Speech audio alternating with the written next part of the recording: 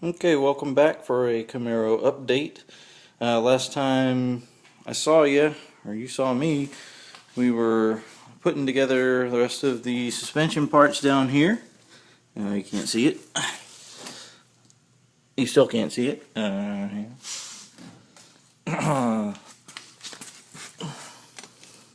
Alright, yeah. And I had put the driver's side together, and I showed you guys, and I was working on the passenger side.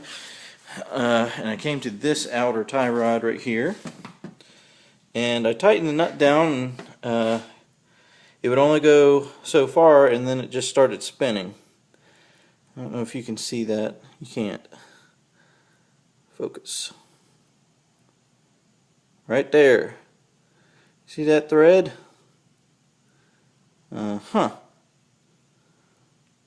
So, needless to say, had to order new outer ball joint, outer tie rod ends.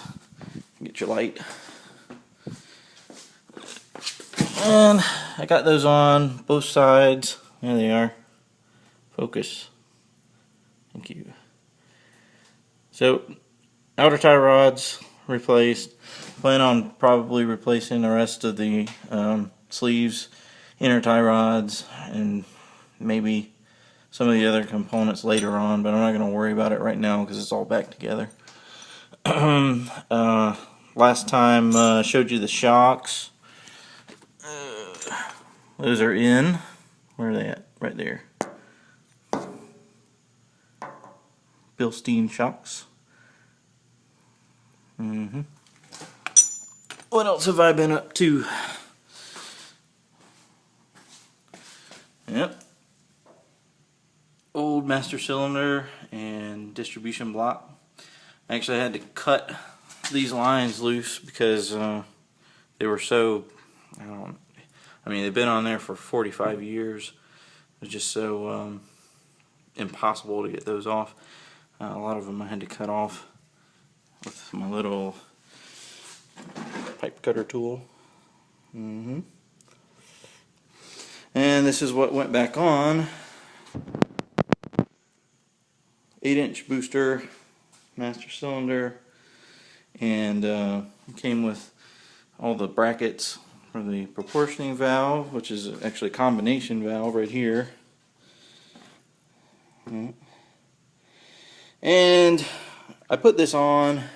Hopefully I've got this camera turned the right way, probably not. I put this on and started installing the brake lines, and this is the passenger side. It goes from the master cylinder over to the passenger side disc brake connection. This size fitting. Fits fine with where it should, either here or here, doesn't matter. Passenger side line. They look a little bit different, don't they? This is bigger. A brand new set of stainless steel brake lines. Ordered as a kit with this sucker, and it doesn't go together. Kind of pissed me off. Ended up calling the guys that I got it from. It's really not a big deal because all it takes is either an adapter or cutting and installing a different size, which is what I'm going to end up doing. I went to Advance Auto and got this little setup. This was actually, it came as one piece, but this is the size that I need for the fronts. Came with this one too, because guess what? That fits right there. Guess what? The rear's smaller than this. What do I do with it? I don't know. It's around here somewhere. But golly, guys, this really ticked me off. It's ended up not going to be a big deal because I'm just going to cut off the old connections and reflare the new lines and use these. But gosh, actually that's backwards. It doesn't matter because I'm not going to use it anyway. But yeah, so I guess that's what I get for ordering aftermarket stuff. This is it from, I don't even know if I want to say the company name, but aftermarket type stuff. This Camaro didn't usually come with this combination valve. It came with separate metering block and proportioning valve. But anyway, the light's kind of at the end of the tunnel on that one. I figured out what I got to do, so that's that. The inside was also kind of a pain. I don't know if I can get in here and show you what I've got. I'll flip you over. Can you see? I don't know if you can see. I don't know if you can see any of this.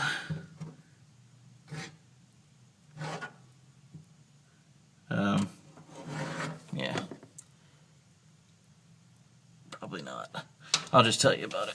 So the Z-bar, not the Z-bar, clutch pedal assembly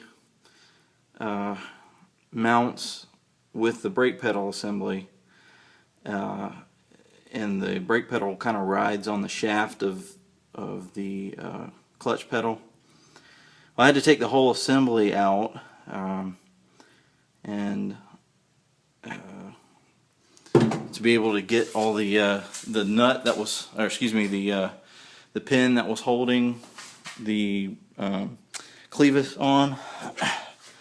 Had to take all of that apart and then put it back together, and it came with a extension rod that they said you may have to use this rod. So yeah, they should say you definitely have to use this rod, because I did.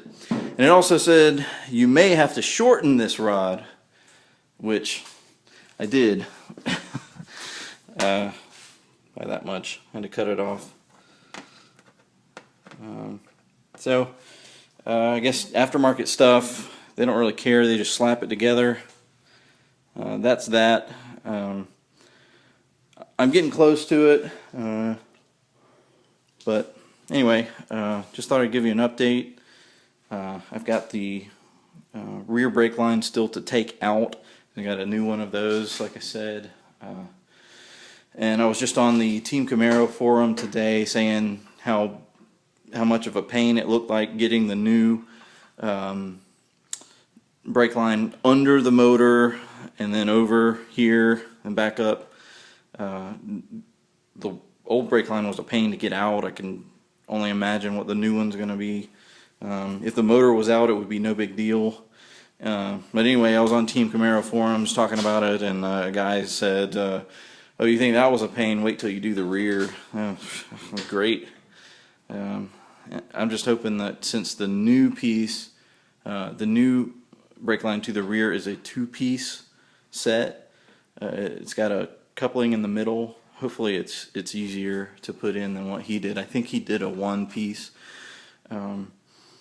And the one that's in the car now is a one-piece. That's the way it came from the factory. But here's hoping that the two-piece is easier to get back in. I think that's it, guys. That's what I've been up to the last few days anyway. Hopefully this weekend I can get at least some of the brake line stuff figured out and back together. I'd really like to move the car again.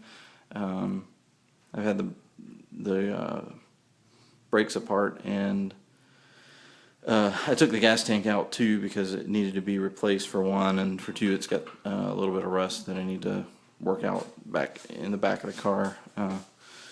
But hopefully I can rig up something temporary on the gas once I get the brakes back together. I need to get my daily driver S10 truck in here and do some brake work on it. Fun. Thanks for watching. Bye.